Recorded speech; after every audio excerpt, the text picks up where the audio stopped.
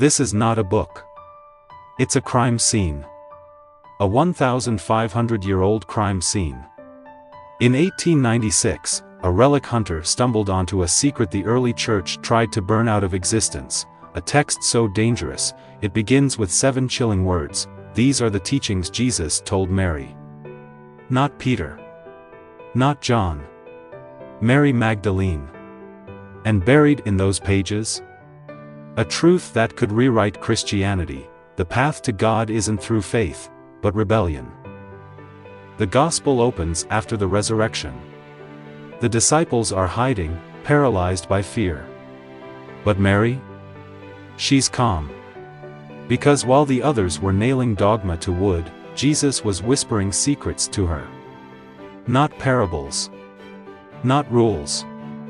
A map for the soul's escape from a cosmic prison. According to Mary, Jesus says, the rulers of this world are illusions. They feed on fear, on ignorance. But the soul is a spark of the divine. To return home, it must rise through 7 realms of darkness. At each gate, a jailer, an archon, will demand, "Who are you?" And you must answer, "I am deathless.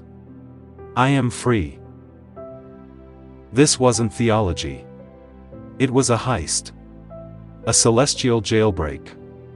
But when Mary shared this with the disciples, Peter, the future rock of the church, exploded. How dare he teach secrets to a woman? Levi, another disciple, shot back, "If the Savior made her worthy, who are you to reject her?" This wasn't a debate. It was a coup. And Peter won. By the 6th century, the church rewrote Mary's story. They scrubbed her clean of power. No more apostle. No more teacher. Instead, they branded her a prostitute, a cautionary tale for women who dared to speak. Why? Because her gospel declared 2 unforgivable truths. 1. You don't need priests. Salvation is a solo mission, the Son of Man is within you. 2. Women can lead. If a fallen woman knew Jesus' secrets, what did that say about the men in robes? So they burned her gospel. Erased her voice. But in 1945, deep in the Egyptian desert, another bomb detonated. Hidden in that jar was Mary's revenge. A message in a bottle: the rulers of this world do not see. They are drunk on their own power. But the soul is sober. Mary's gospel isn't about the afterlife. It's about now.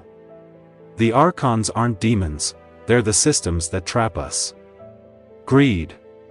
Fear. The lie that you're not enough. But Mary's answer still echoes: do not weep. Do not hesitate. The soul is immortal. Act like it. Today, her voice is rising again. In feminist theology, where she's hailed as Christianity's silenced matriarch. In mental health circles, where archons mirror the toxic narratives we battle daily. In protests, where her defiance fuels chants, "I am deathless. I am free." The church buried Mary's gospel. But they couldn't kill it. Because the soul's war isn't fought in heaven. It's fought in the quiet moments, when you choose courage over fear, truth over lies, light over the shadows that say, "You're trapped." Mary's gospel ends abruptly. The last pages are torn, lost to time. But maybe that's the point. Because the final lesson isn't in the text, it's in you. Jesus told Mary, "Where the mind is, there is the treasure." So I'll ask you, what if the real treasure isn't in heaven, but in the courage to see your own divinity?